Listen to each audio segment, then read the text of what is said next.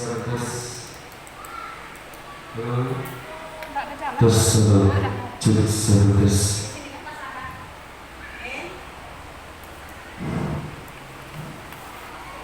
ulangi sekali lagi ya. Assalamualaikum warahmatullahi wabarakatuh. Waalaikumsalam warahmatullahi wabarakatuh. Apa kabar Bapak Ibu semuanya? Sehat? Masih ingat dengan saya? Belum, masih sebulan ya. Belum sebulan maksud saya ya. Oh, pas sebulan ya?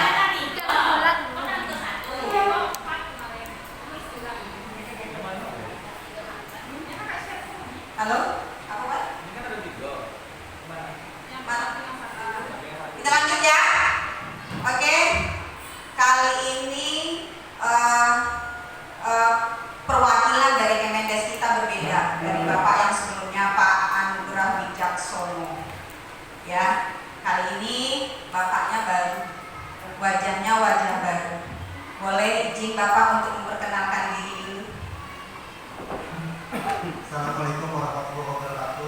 Waalaikumsalam warahmatullahi wabarakatuh.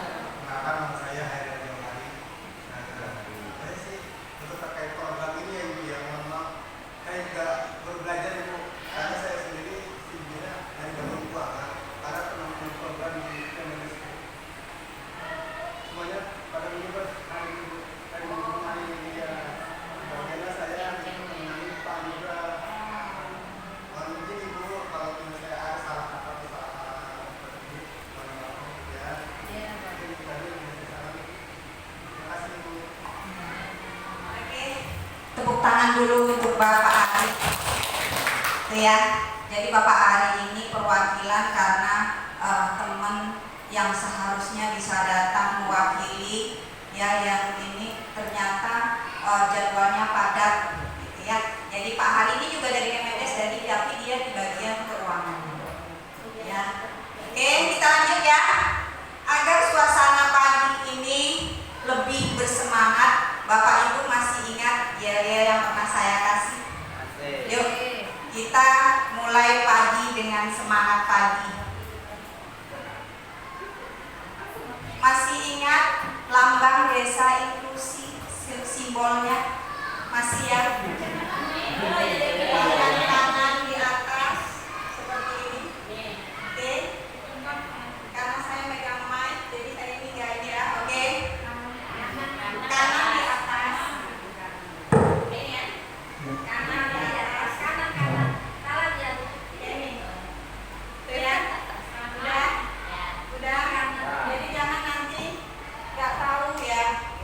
Karena Ibu sekarang udah resmi, udah di-SK-kan jadi kader desa inklusif di desa Sungai Mengkuang. Berarti Ibu harus paham benar ya apa itu desa inklusif. Oke, kita mulai.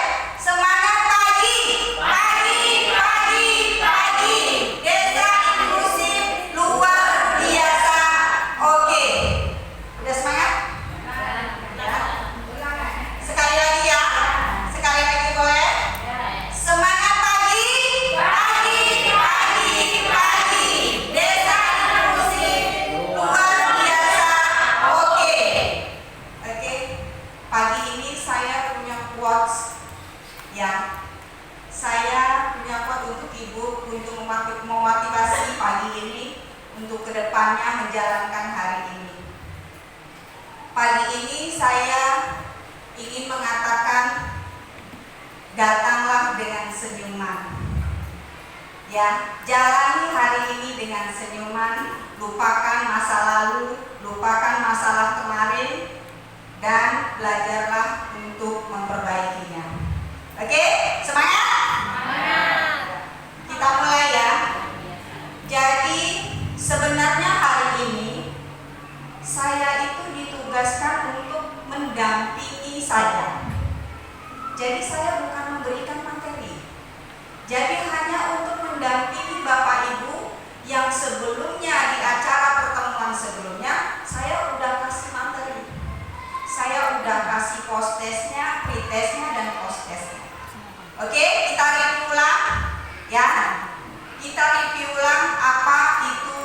desa inklusif. Jadi acara kita hari ini Ibu ada 2 hari pertemuan ya. Hari ini terkhusus untuk kader desa inklusif yang ditugaskan, yang di-SK-kan 10 orang per desa ya hari ini. Dan untuk besok pagi itu keterwakilan dari masyarakat termasuk juga Bapak Ibu yang kader desa inklusif ya. Jadi hari ini fokus saya mendampingi Bapak Ibu mengingatkan kembali apa tugas Bapak Ibu sebagai kader desa inklusif di desa Sungai Mengkuang ini. Ya. Oke, saya akan mengingatkan kembali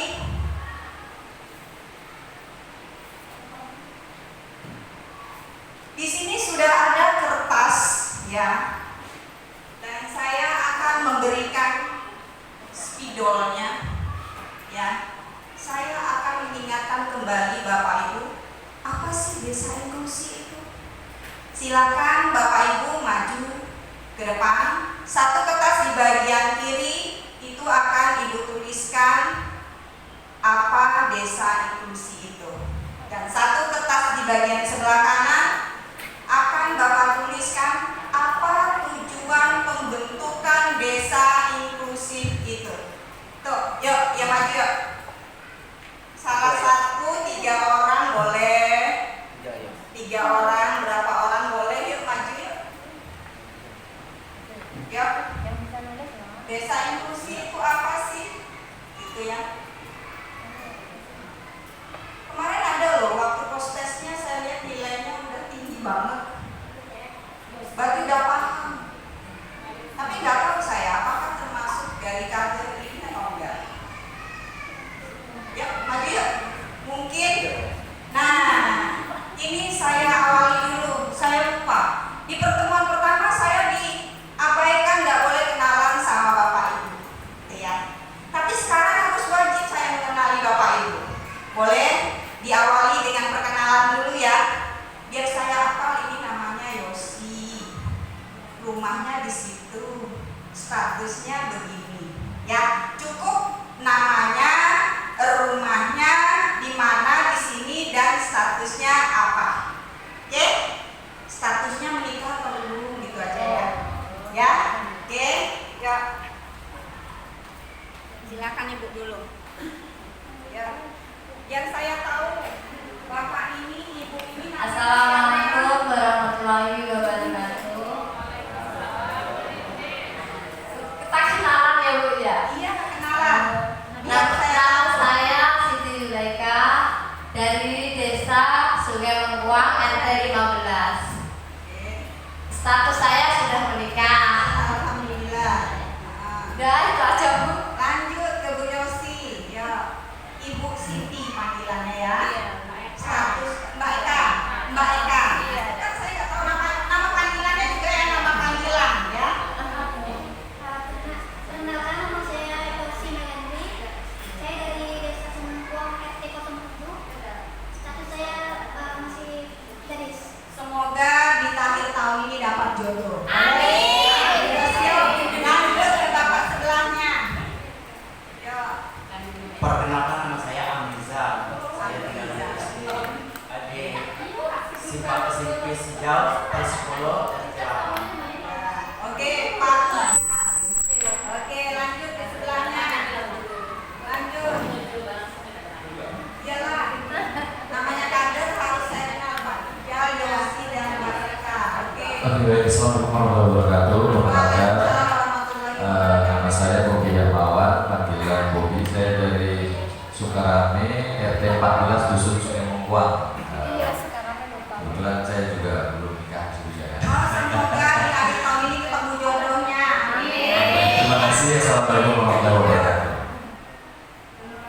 Assalamualaikum warahmatullahi wabarakatuh. Waalaikumsalam warahmatullahi wabarakatuh. Perkenalkan, nama saya Yasrupia, dipanggil Ria. Saya tinggal di Sungai Mengkuang, RT 07, Pal 9. Status janda. Ibu semoga nanti dipertemukan dengan Bunda Dumen. Amin ya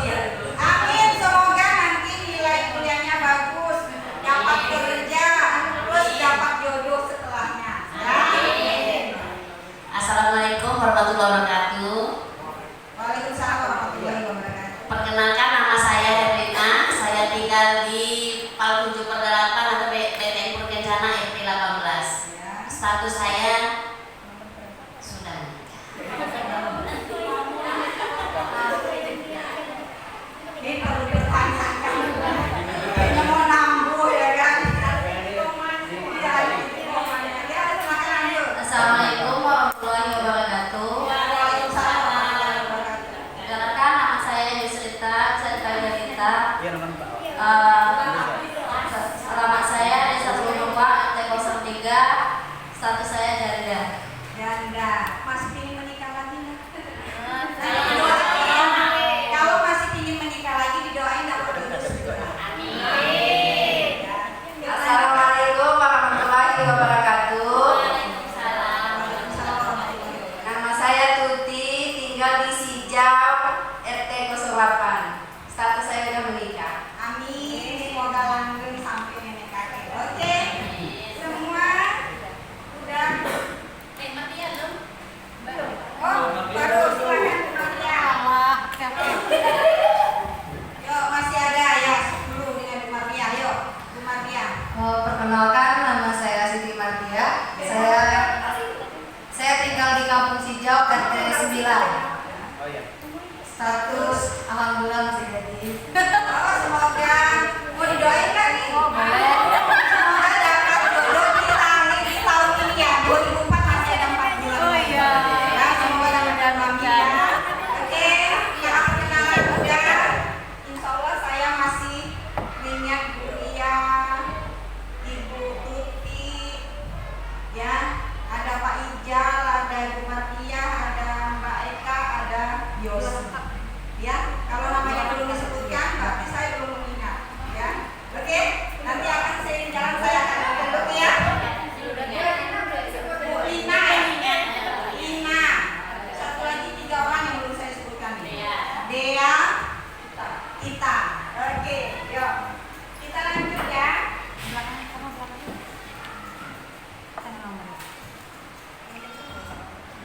Oke Bu, ini mic-nya berbeda jadi suaranya berbeda lagi ya. Kita lanjut pada pertemuan pertama ini pokok pembahasan kita itu ada kenali ciri desa inklusif dan sistem akuntabilitas sosial.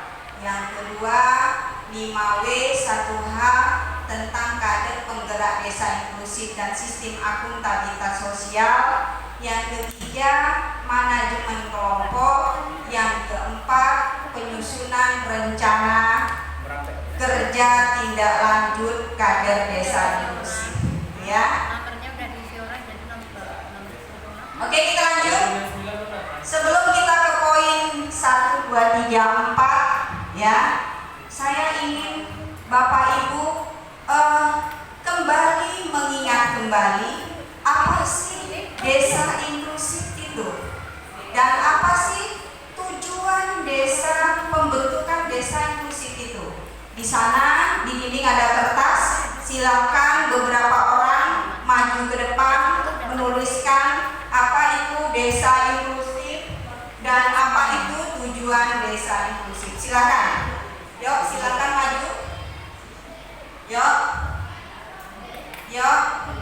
Bagaimana nanti Bapak Ibu bisa menjalankan tugas Ibu Bapak sebagai kader desa inklusif sementara Bapak Ibu sendiri tidak mengerti apa sih desa inklusif itu? Apa sih tugas saya, tujuan saya membentuk desa inklusif di desa Sungai Mengkuang ini?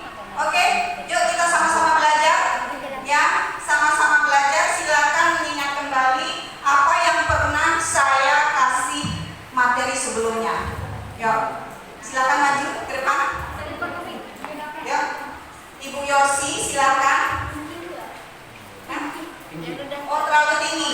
Boleh di bagian bawah. Yuk, boleh di bagian bawah aja. Nanti saya bacakan, saya simpulkan sesuai dengan bakunya desa inklusif itu apa. Ya, yuk maju.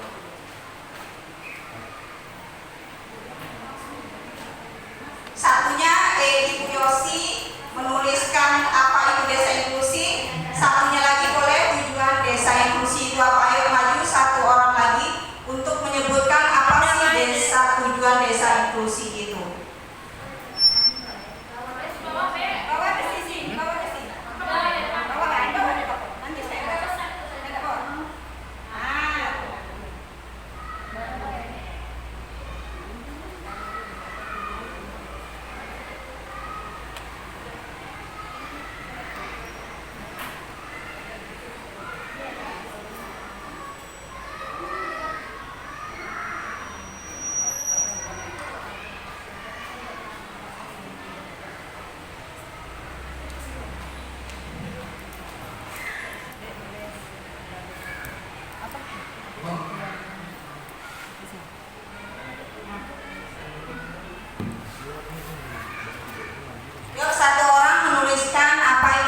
tujuan pembentukan desa inklusi. Yuk, satu orang aja. Kalau nggak bisa semuanya, satu orang aja boleh mewakili. Yuk, Ibu Mardian mungkin. Yuk, atau Ibu, ayo, oke, maju.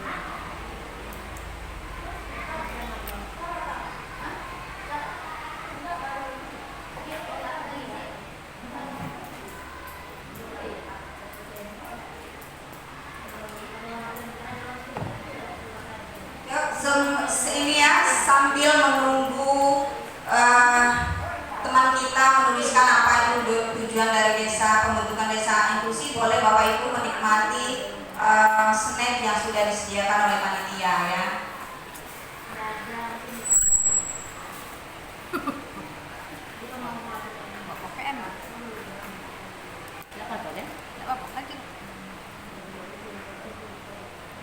Tulis macam kau kemarin. Ya kan Mas.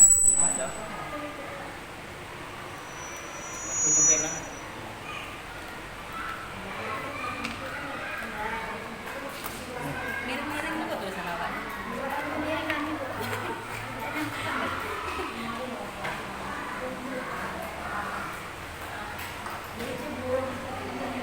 Oke, sudah ya? Sudah ya? Tuh, kasih hapus dulu untuk Ibu Yosi dan Ibu Ita. Lina ya, Bu Lina ya, ayo kasih hapus dulu. Udah maju ke depan menuliskan apa yang mereka ketahui tentang desa inklusi itu apa dan tujuan pembentukan desa inklusi itu apa. Oke, saya bacakan.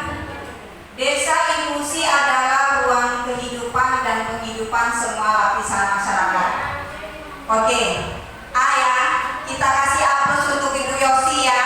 Saya kasih aplaus untuk Ibu Yosi ya. Tujuan desa inklusi itu membuka ruang untuk partisipasi semua warga desa ya. Itu salah satunya. Yuk kasih aplaus juga untuk Ibu Lina. Oke. Untuk Ibu Bapak lebih mengetahui apa sih desa inklusi itu secara baku ya.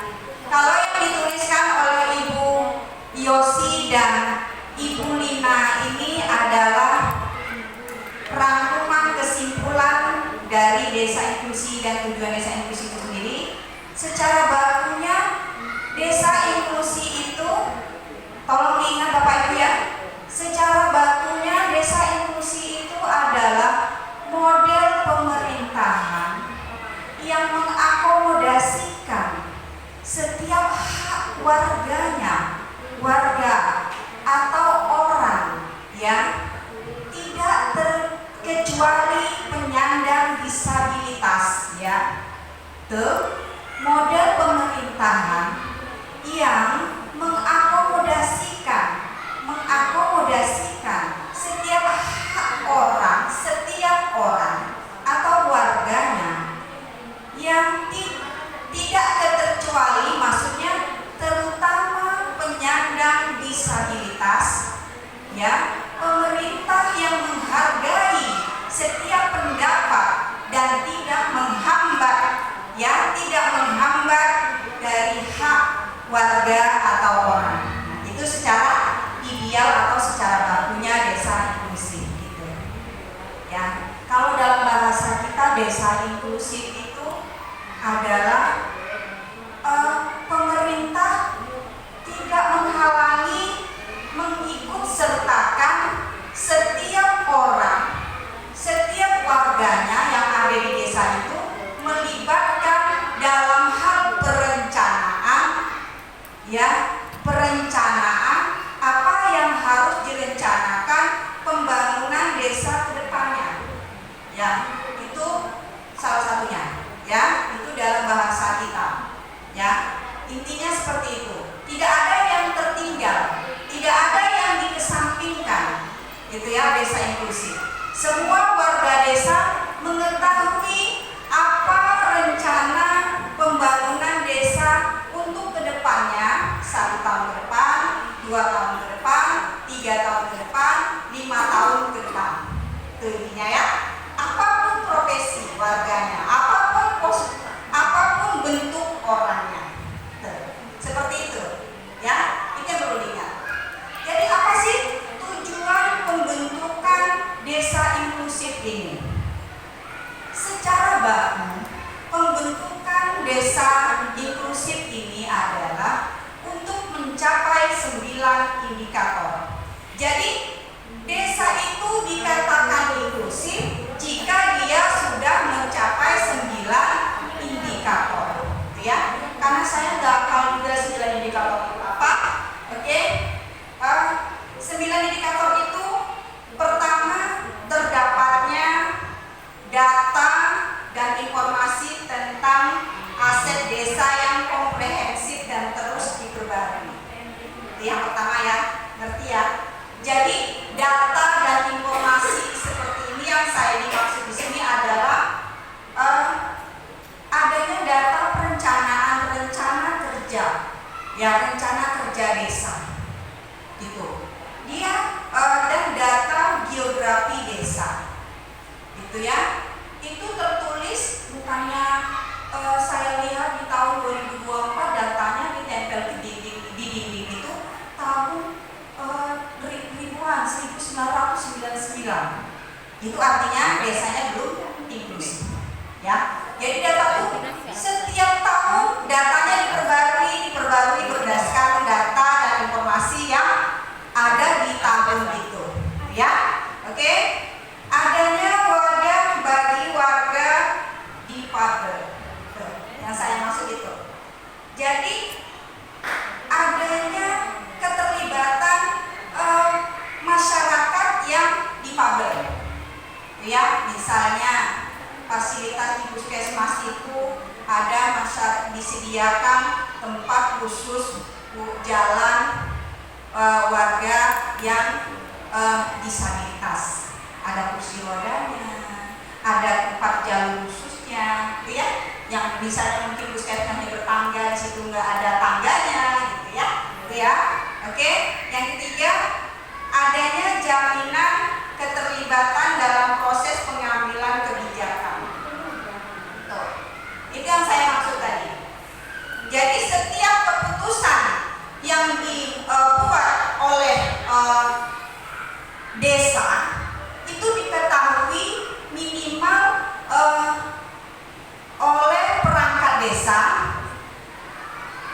tuwo tengganai ya kalau di sini namanya tuwo tengganai desa, gitu ya. Yang nanti mereka akan menyampaikan ke warga desanya, para kader, tuh, ya. Yang keempat, adanya perencanaan anggaran yang harus utamakan inklusif. Prosesnya, alokasi anggarannya di mana, realisasinya dan evaluasinya. Tuh. Ya. Yang kelima, regulasi yang mendukung. Tuh ya, jadi kalau misalnya di sini regulasi mendukung kita mengacu pada hukuman, ya peraturan desa. Ya peraturan desa ini dibentuk dan disepakati oleh warga desa, ya. Terus yang keenam, kesetaraan akses di layanan umum di desa. Yang ketujuh, keberadaan sarana fisik yang lebih aksesibel, ya, keberadaan sarana fisik yang lebih aksesibel, gitu ya. Maksudnya di sini yang benar-benar dibutuhkan oleh warga desa setempat. Jadi tidak ada mubazir, yang tidak ada istilahnya dibangun gedung itu tapi nggak digunakan, ya, seperti itu maksudnya. Yang kedelapan, adanya bentuk tanggung jawab sosial dari masyarakat. Otomatis kalau semua 1 sampai 7 sudah terpenuhi, otomatis masyarakatnya ini sadar, gitu ya. Jadi semua bertanggung jawab. Kalau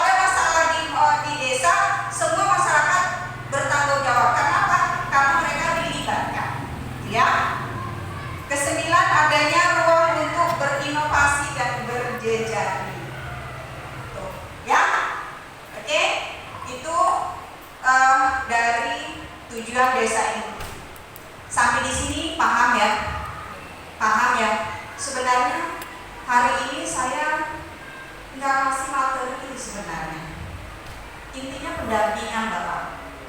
Tapi saya malu juga nanti kalau seandainya ada yang bertanya itu di dusun Sungai Mengkuang siapa sih fasilitatornya? Kok ditanya kadernya kagak tahu? Saya yang malu. Ya, oke? Kita lanjut. Ya, tolong dipahami Bapak Ibu ya, terutama Bapak Ibu yang kader ya. Nah, ini nih, ada yang bertanya tuh 5W 1H apa sih? Apa itu 5W 1H? Ya, inilah pedoman pegangan dari para kader desa inklusi. 5W 1H. Apa 5W 1H itu? Where, di mana, what's, apa, who, siapa, why, mengapa, when, kapan, dan who, bagaimana harus diselesaikan. Ya.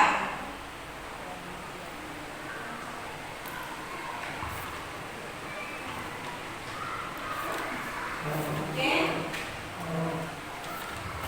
Di sini kalau saya bicara where, di mana itu bisa ini ya, bisa Bapak Ibu baca sekilas gitu ya. Jadi saya agar Ibu Bapak kader ini paham apa sih 5W dan 1H ini, saya akan kasih satu kasus. Ya, dari contoh satu kasus yang saya berikan ini, saya harap Bapak bisa menerangkan siapa sih where ini dalam kasus itu, siapa sih what ini dalam kasus itu, ya, dan siapa sih who ini dalam kasus yang saya akan berikan itu ya, dan siapa sih why ini dan when itu dan who itu. Oke, nanti Bapak Ibu silakan tulis ke depan ya, ke depan. Tolong catat ya, tolong dicatat satu contoh kasus. Ini hanya satu contoh kasus aja ya. Satu contoh kasus, tolong diselesaikan masalahnya dengan rumusan 5W dan 1H. Ya, 5W dan 1H. Kasusnya Bapak Ibu ya. Kasusnya tolong dicatat, merujuk dari data Dinas Kesehatan Kabupaten Bungo, ya, merujuk dari data yang ada di Dinas Kesehatan Bungo, terdapat tingginya angka stunting, ya, angka stunting. Siapa yang belum tahu stunting di sini? Stunting, udah tahu stunting apa? Belum tahu ya? Oke, angka stunting itu adalah pertumbuhan yang seharusnya dia tingginya 100 meter, tapi karena dia stunting dengan alasan dan karena apa dia menjadi kerdil. Itu salah satunya. Dan kerdil bukan salah satu stunting ya. Bukan berarti Bu Yosi ini kerdil bukan termasuk stunting. Saya dikatakan Bu Yosi ini bukan stunting, tapi kelainan gen ya. Yang stunting itu ada juga badannya kerdil, badannya besar tinggi, tapi EQ-nya rendah. Ya, tapi EQ-nya rendah. Itu stunting ya. Jadi stunting itu bukan pendek aja ya.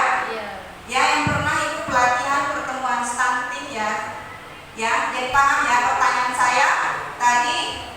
Merujuk dari data Dinas Kesehatan ditemukan tingginya angka stunting di Desa Sungai Mengkuang.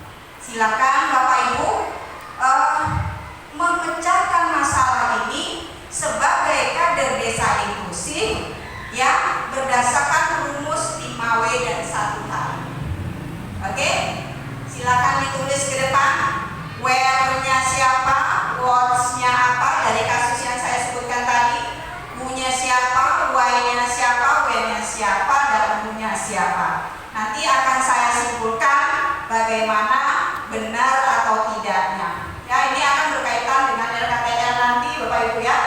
dan cara ibu menyelesaikan masalah yang ada di lapangan. Ya, saya ingin Bapak Ibu paham benar itu apa 5W dan 1H. Inilah pegangan Bapak Ibu, ya. Ini pegangannya, ya. Oke, silakan maju ke depan sampai yang ke misalnya Ibu Rina bisanya WA aja, atau Ibu Yosi bisanya WhatsApp aja. Ibu Maria bisanya mungkin WA aja. Ya, nggak mesti semua satu orang nulis satu semuanya tahu ya. Nanti setelah saya dituliskan ke sana, saya akan jelaskan dan rangkaikan. Oke?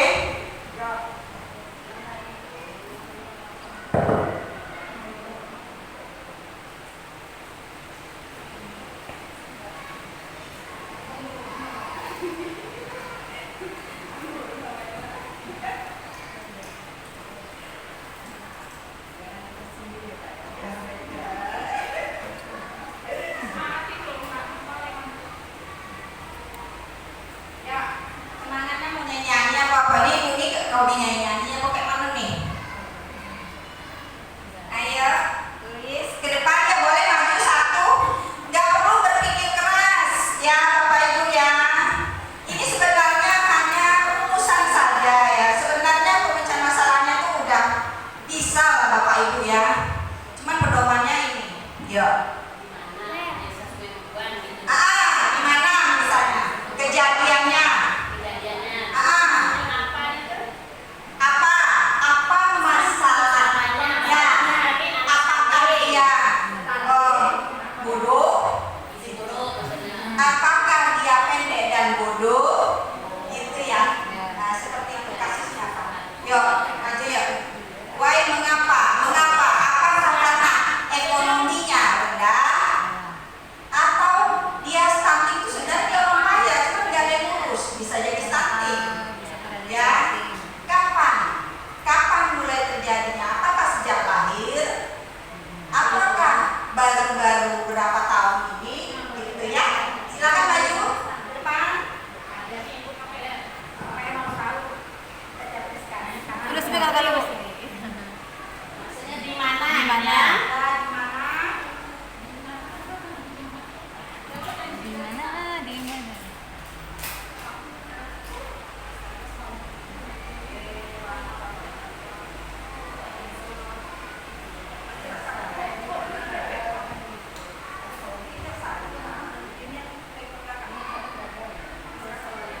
Apa? Apa katanya tadi apanya tuh? Apa? Iya Pak, maksudnya aponya itu tadi apa? Apa penyebab? Apa itu apa penyebabnya? Oh, maksudnya Apa? apa? Ya. Tinggi badan dengan berat badan Seimbang. Mau paham. berat badan tidak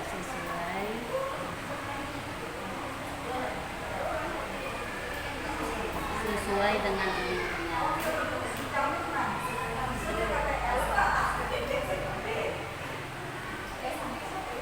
Siapa? Kadernya Ya. siapa? Jangan aku tahu deh ya satu kadernya tidak Ya, tahu. silakan yang ditulis yang ibu tahu aja. Nama ibu lah. KPM. Iya. Sama kader posyandu. Iya. Siapa tadi? Bukan siapa, semua yang mengatasi juga bisa. Tidak bisa. Tidak tuh Mengapa? Mengapa? Karena kurangnya apa? Gitu. Mengapa itu banyak. Ya, kisah satu pak, ya lah nggak apa-apa. Salah satu deh ya, mulai tanya masalahnya mungkin pola asuh atau pengaruh lingkungan gitu Ya ya. udah.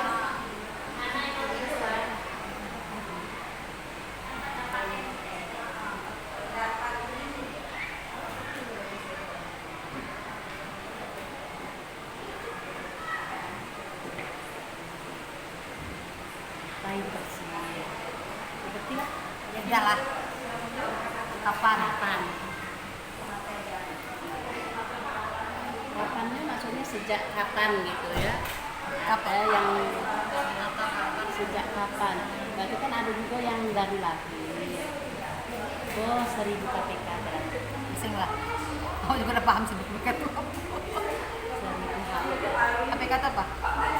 Hari. Namanya 1000 hari. 1000 hari.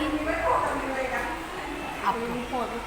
KPK 1000 hari pertumbuhan tuh, ha, maksudnya. Oh, pada ibu lawan juga. 1000 hari perkembangannya. Gimana? Cara mengatasi ya? Mengatasi apa ya? Kan itu lo terakhir. Cara mengatasi ini.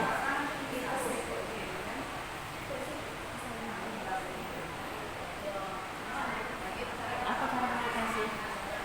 Mak, ibu asupan gizi yang apa? Yang pas, yang sesuai apa tuh bacaan itu? Asupan Gizi yang sesuai. gizi yang komplit. Ah ya. Makin lama makin kecil. Asupan gizi yang komplit. Jadi maksudnya kita ke bidan atau ke dokter kan. Itu baik lah. Banyak anak juga. Iya.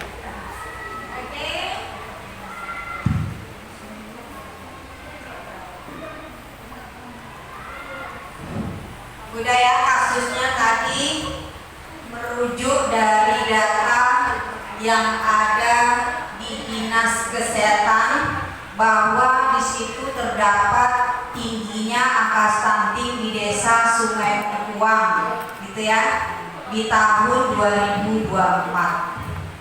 Jadi bagaimana memecahkan masalah ini berdasarkan model 5W dan 1H, gitu ya. Jadi pertama di sini Ibu Lina tuliskan where, ya. Where-nya di mana? Kejadiannya di Desa Sungai Mengkuang. Sudah betul ya? Sudah betul ya? Betul. Yang kedua Ibu Lina menuliskan what's, ya, apa, ya, apa kasusnya? Tinggi badan dengan berat badan tidak sesuai dengan umurnya, ya, atau dalam kategori stunting. Kasusnya, what-nya, apanya, stunting. Udah benar, oke?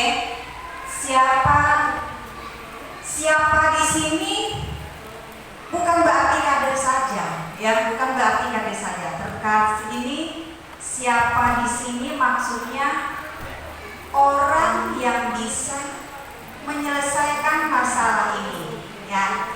Stunting ini sebenarnya masalahnya kesehatan, ya. Ya, kesehatan. Jadi ada keterlibatan kader posyandu, petugas dari nakes, ya, itu. Jadi dalam kasus ini siapanya itu ditangani oleh petugas nakes, menjadi tanggung jawab petugas nakes dan kader kesehatan. Kader kesehatan ini banyak ya, ada kader stunting, terutama kader stunting. Kalau nggak salah saya itu di desa ada namanya kader stunting, ya. Ada kader posyandu, ya, lebih ke kader stunting. Dan mengapa? Why do you love me? Gitu ya. Mengapa kasus ini sampai terjadi? Mengapa dia sampai stunting? Gitu ya. Mengapa di sini Ibu Lina menuliskan dia stunting karena pola asuh yang salah, ya. Yang kedua, pola makanan yang tidak sesuai dengan yang dibutuhkan oleh tubuhnya, gitu ya. Itu ini udah benar, ya. Tapi kalau saya catatkan di sini pola asuh, ya, pola asuh ini benar juga, tapi kurang tepat untuk masalah stunting, ya. Lingkungan, pola asuh berarti bukan pola asuh ini, Bu Lina, kalau saya mengategorikannya pola asuh ini cara mendidik, ya, cara mendidik.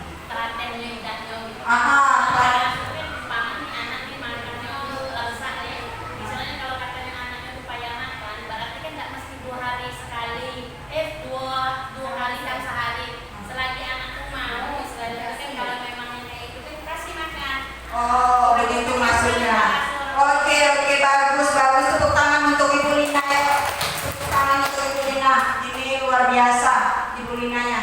kapan 1000 HPK?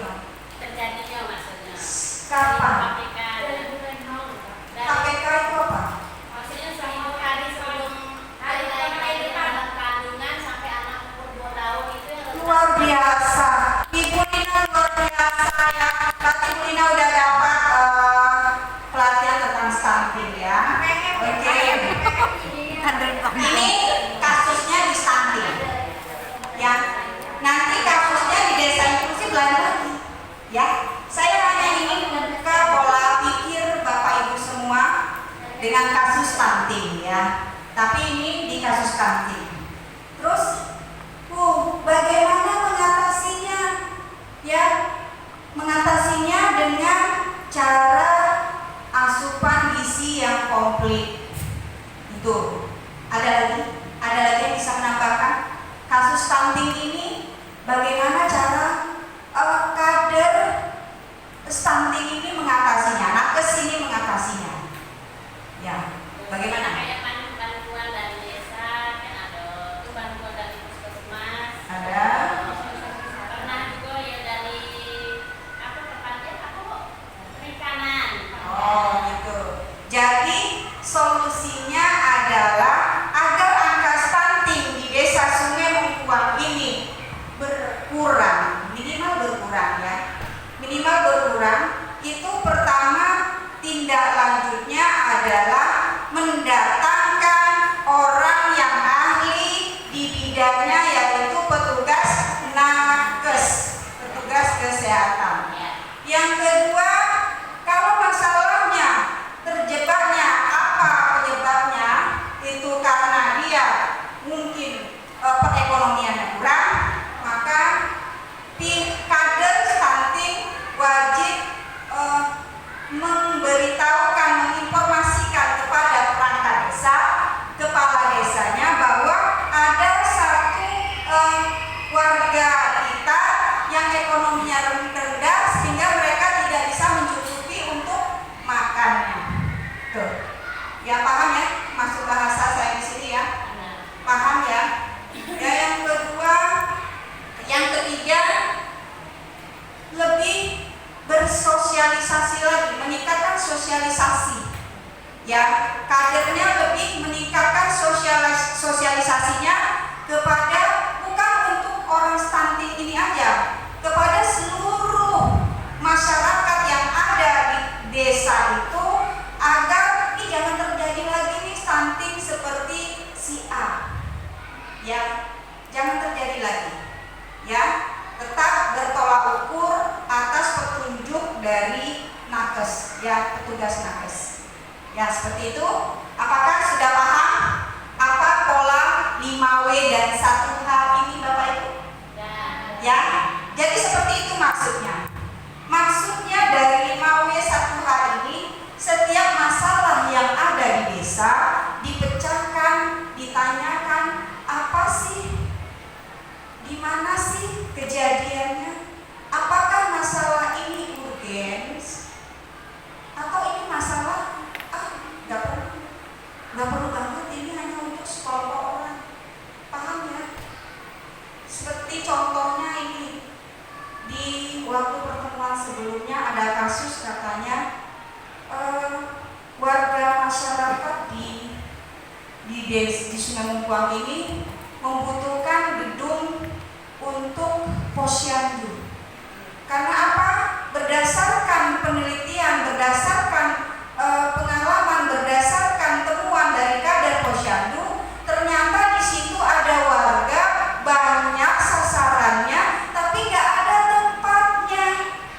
Itu termasuk kasus urgens ya. Itu yang diutamakan. Oke. Yang kedua, mengapa gitu ya?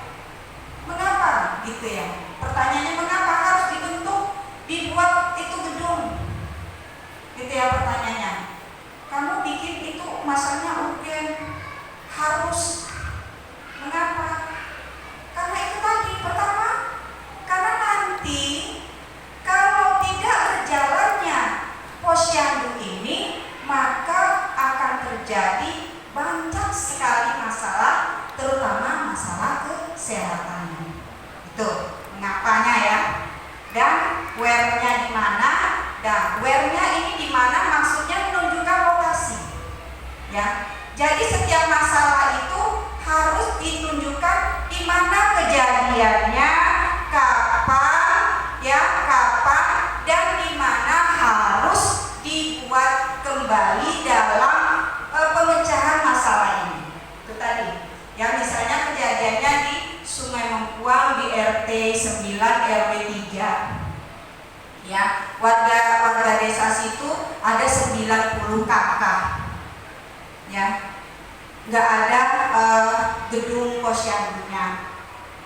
Tuh, pemecahannya harus dibuat gedung posyandu. Nah, tempatnya di mana? Di mana ini nanti dibangun gedungnya ini? Di tanahnya siapa? Gitu ya. Kapan pelaksanaannya? Gitu ya. Itu maksudnya, ya. Oke. Pertanyaan yang terakhir,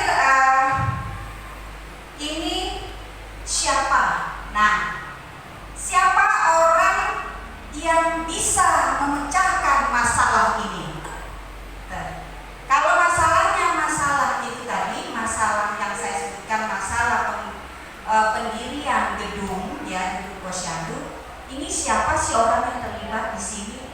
Siapa sih orang yang bisa memberikan jawaban atas pertanyaan ini, memajukan ini, gitu. Ya, salah satunya adalah kader, ya, kader posyandu. Ya, kapan kader posyandu ini bisa mengutarakan keinginannya ini? Ya, kader posyandu ini bisa mengutarakan keinginan ini. Termasuk juga di sini kader desa inklusif, ya. Karena desa inklusif ini include semuanya ada di situ. Semuanya, ya. Semuanya ada di situ, include, ya. Maksud saya semua kader, semua kegiatan yang ada di desa ini include, harus mengetahui, kader desa inklusif harus mengetahui. Walaupun itu kasusnya kasus kesehatan. Ya. Jadi di mana, ya, di mana ini kadernya ini mengutarakan saat anggaran pembangunan desa, musrembang, ya, waktu itu disampaikan. Tuh, oke, sampai di sini paham ya? Paham ya? Sebenarnya itu tuh pemecahan masalah itu tuh udah Bapak Ibu ini juga jalani, cuma mungkin metodenya where, what, who, why, when, who ini yang belum paham, gitu ya. Sebenarnya itu aja, ya. Paham pengategoriannya, di mana tempatnya, apa, mengapa, kapan, dan bagaimana. Sejauh ini udah paham Bapak Ibu? Udah tahu ya? Udah paham ya?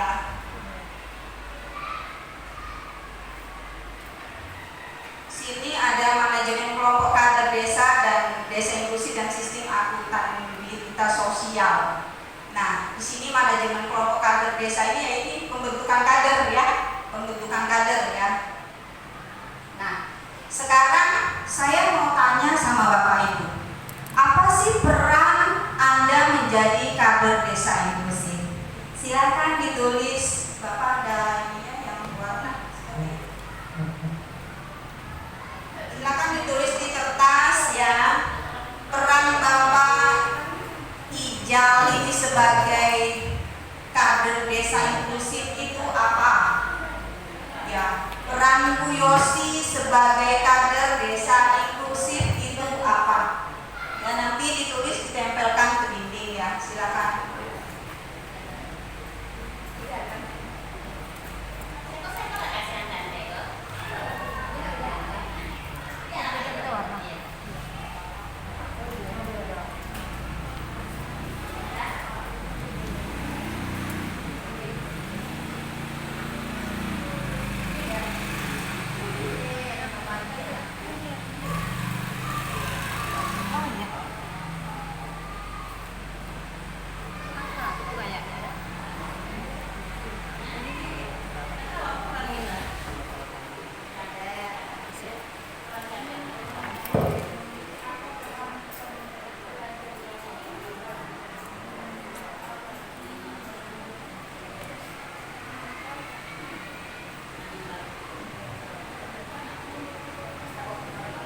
Udah sini aja, Mbak. Sini aja, Mbak. Jangan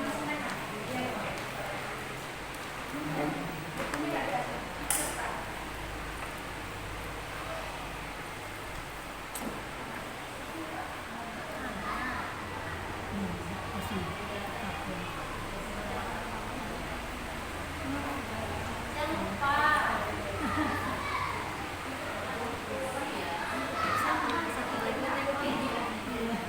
Isi biodatanya, Kak.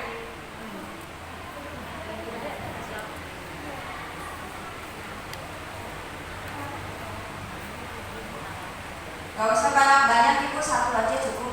Nanti dari 10 orang kader ini udah banyak sekali ya. Jadi 10 nanti ya. Ditulis satu aja, nanti ke depan saya bacakan ya.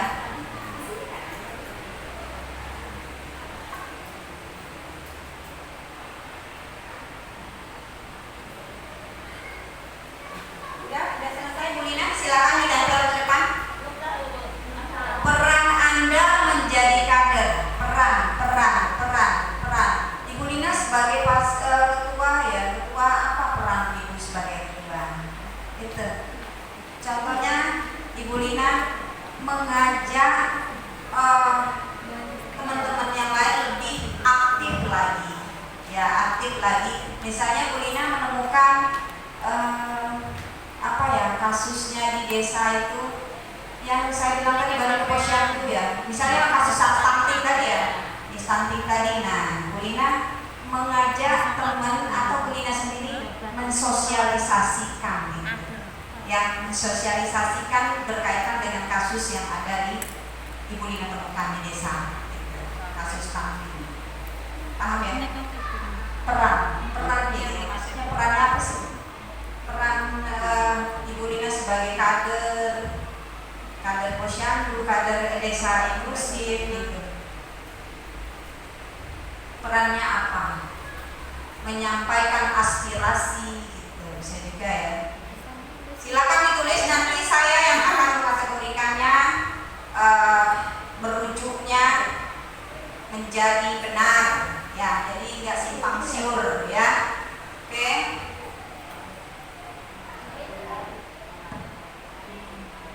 Salah satunya aja tulis ke depan.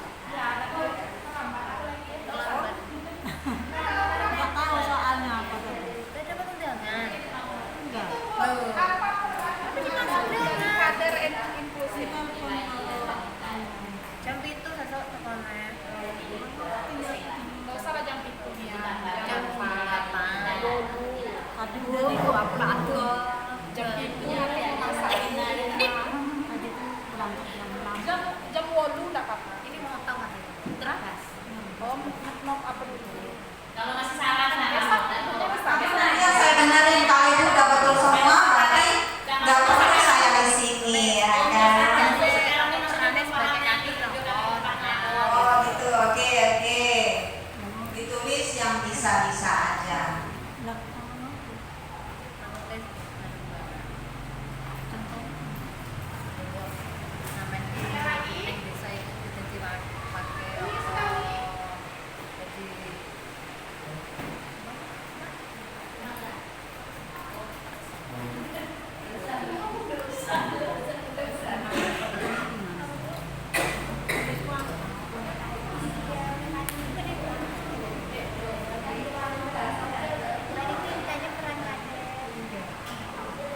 Oke, udah semua ya? Udah semua ya?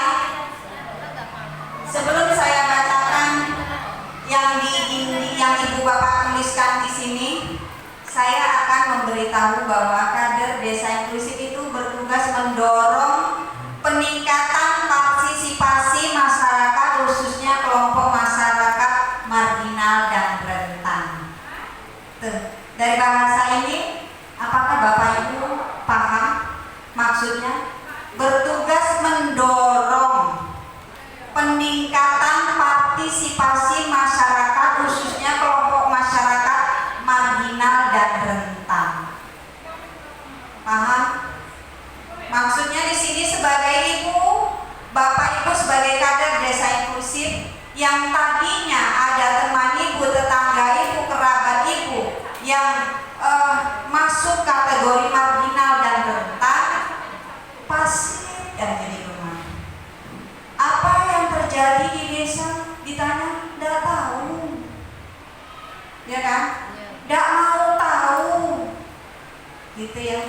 Atau tidak dilibatkan? Dia sebenarnya mau tahu, tapi tidak dilibatkan.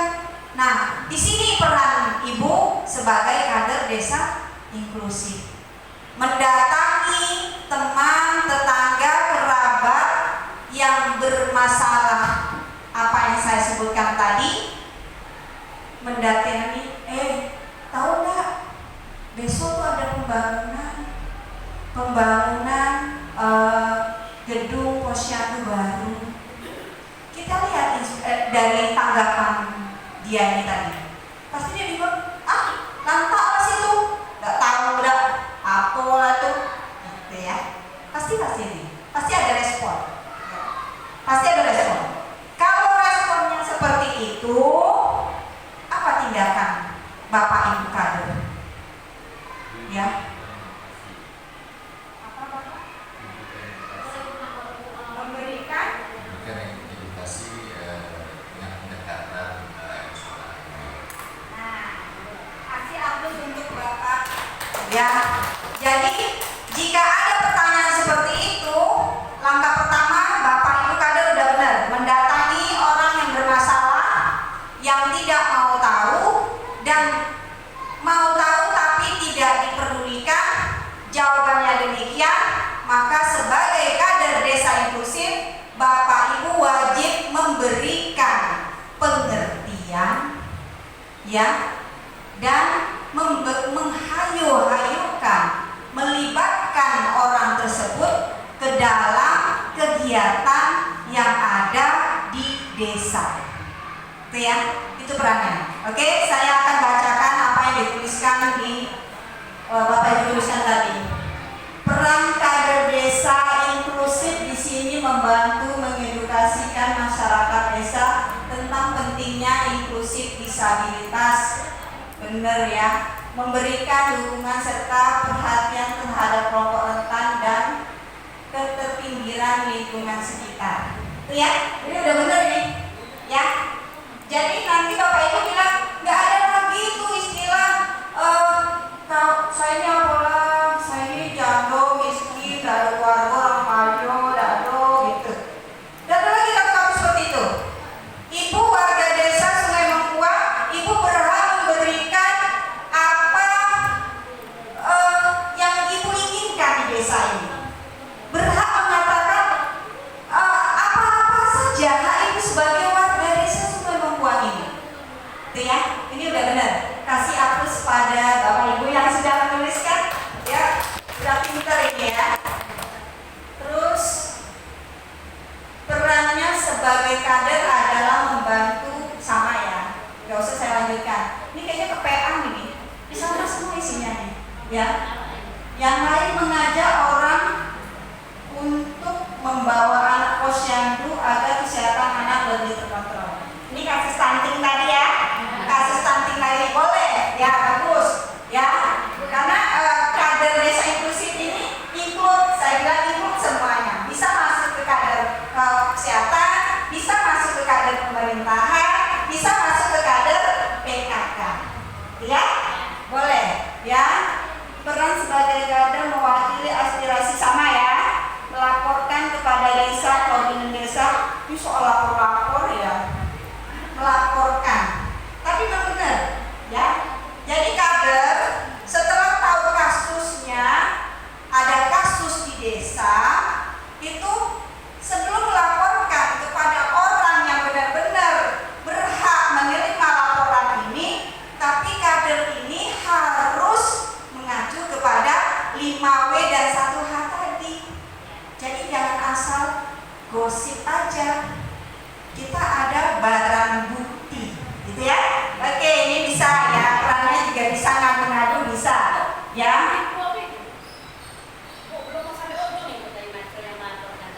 Yang mana tuh? Oh gitu, melaporkan kepada desa atau bina desa kalau ada ditemukan anak stunting di posyandu mana. Tuh ya, benar. Ya, benar ya. Oke, mengajak warga yang mempunyai bayi balita, ngajak kemana? Mau jalan-jalan. Oh, maksudnya orang yang tadi masuk Oh, posyandu. gitu, ngajak mengukur perkembangan tumbuh kembang balita, gitu ya. Oke, mengajak warga yang lain untuk ke posyandu, sama ya maksudnya ya, mengajak masyarakat ke posyandu. Ya, udah benar ya. Yuk tepuk tangan aplausnya untuk Bapak Ibu semua. Udah pinter ya. Lanjut kita ke tujuan pengembangan desa inklusif dan akuntabilitas sosial.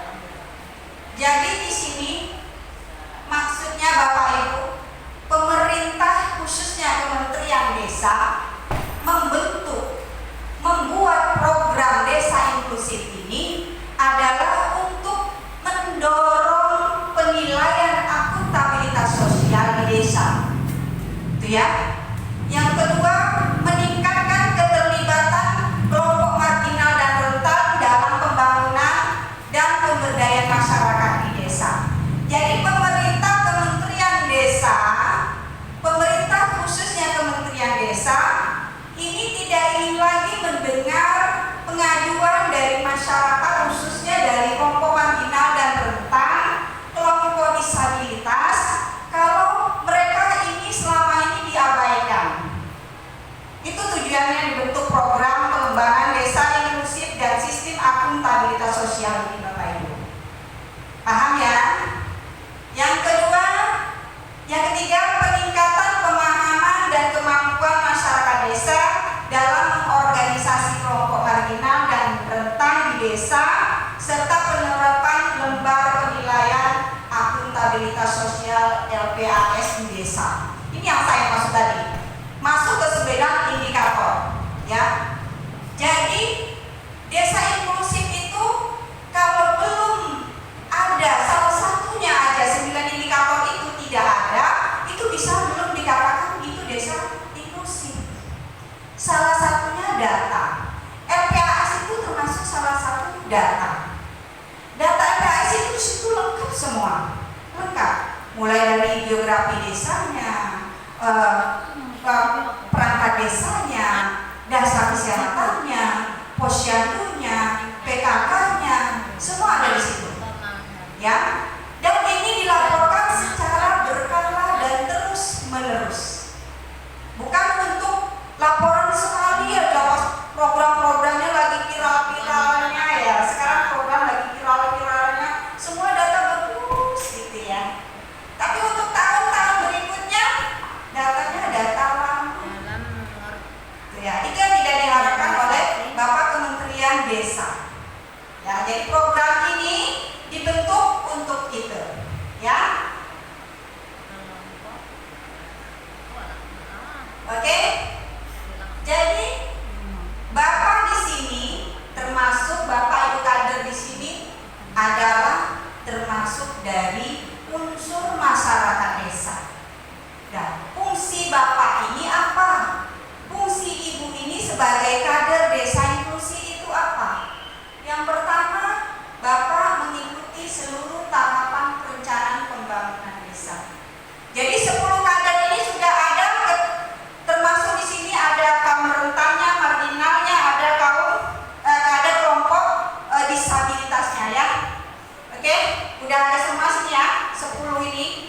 Jadi itu adalah keterlibatan, melibatkan mengikuti seluruh tahapan rencana pembangunan desa.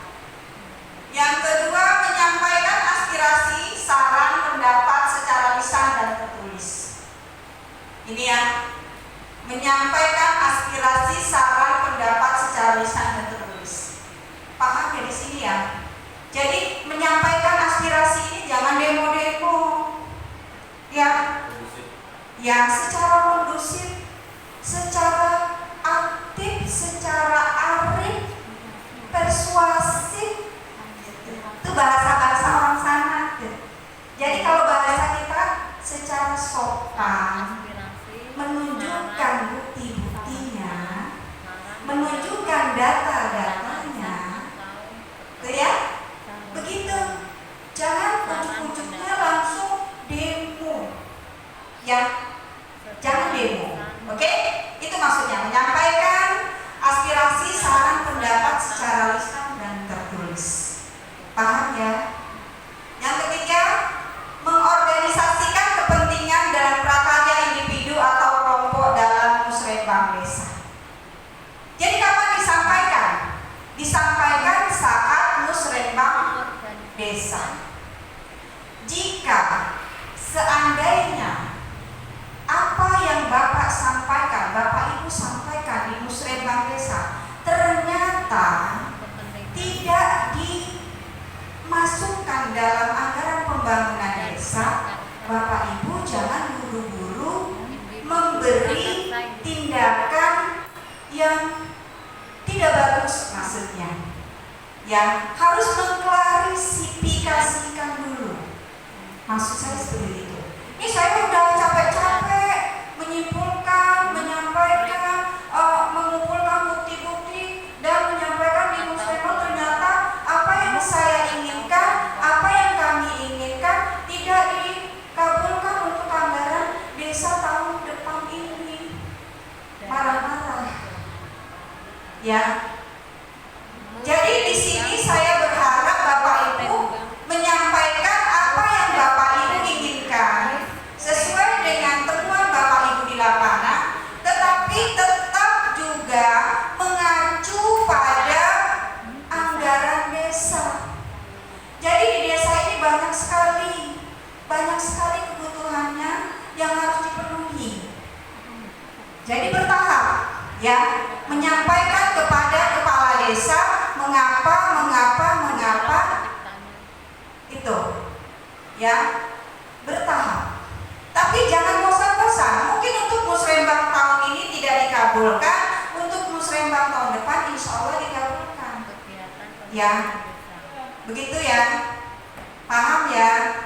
Kalau Bapak Ibu udah bisa menerapkan sistem dan pola pikir yang seperti itu sudah saya nyatakan desa ini inklusif.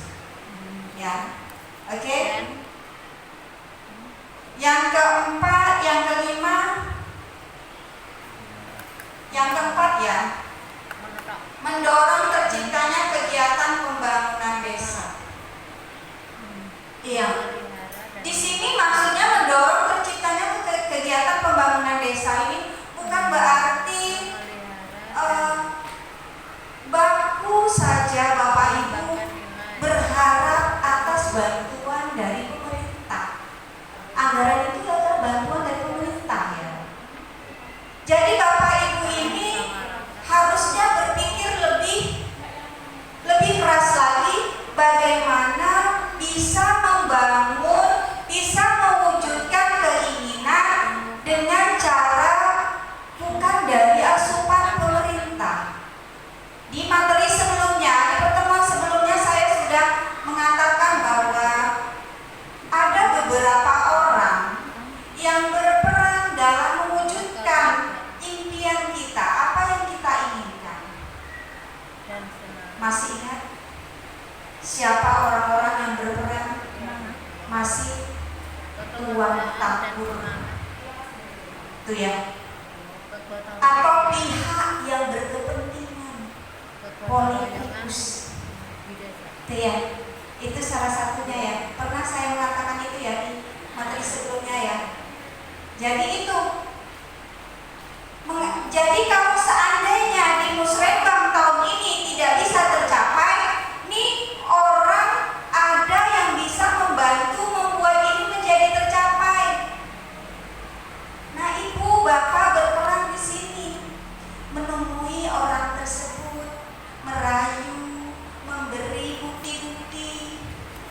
mengajukan proposal katanya. Itu.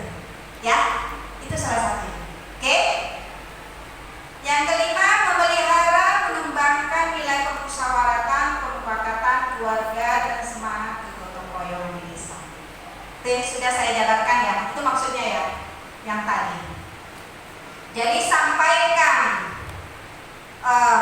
permohonan proposal kita di musrembang desa dengan secara arif, persuasif, gitu ya, dan menerima apapun nanti yang dituliskan dikabulkan dalam anggaran desa tersebut, dan mencari solusi apa yang harus dilakukan jika permohonan permintaan kita itu tidak dikabulkan. Begitu ya, paham ya? Ini saya udah kasih pendampingan, sebenarnya pendampingan ya Pak, materi ya. Saya mengulang-ulang kembali ya, mengulang-ulang kembali. Harapan saya Bapak Ibu kader desa Sungai Mungkuang ini paham betul loh, paham betul desa inklusif ini apa, mengapa, dan peran Bapak Ibu sebagai kader desa inklusif. Gitu ya. Saya tidak ingin nanti ada yang bertanya, Bapak Ibu nggak tahu. Saya nggak tahu saya tahu-tahu dikasih SK sama Bu Sekbus jadi Bu kader, jadi Pak kader. Gitu ya. Jangan ada yang seperti itu. Oke? Kalau tidak paham silakan ngajukan pertanyaan. Kita punya namanya PD, pendamping desa di sini, kebetulan namanya Bu Lina juga sebagai PD di sini, sebagai fasilitator. Ya, kalau tidak tahu boleh kontak ke saya, atau dari yang lebih dekat yang sering datang ke tempat Bapak Ibu ini adalah Bu Lina. Ya. Selanjutnya acara akan dilanjutkan dengan penyusunan rencana kerja tindak lanjut kader desa inklusif. Dan ini akan diteruskan pendampingannya oleh Ibu Lina. Pada Ibu Lina kami persilakan. Assalamualaikum warahmatullahi wabarakatuh. Lesunya ngantuk. Nah, semangat pagi dulu lah. Semangat pagi. Apa kabarnya hari ini? Alhamdulillah sehat, luar biasa. Ingat ya. Selamat pagi. Bagaimana kabarnya hari ini? Alhamdulillah, desa inklusif luar biasa. Oke, assalamualaikum warahmatullahi wabarakatuh. Mungkin tidak memperpanjang mukadimah Bapak Ibu, langsung saja kepada ini bukan materi RKTL, tadi sudah disampaikan juga sama fasilitator satu, itu Ibu Wi, terkait review ya hasil yang kemarin, bimtek kita yang awal bulan kemarin. Jadi hari ini kita menyusun RKTL. Itu sudah saya tulis di belakang. Nanti mohon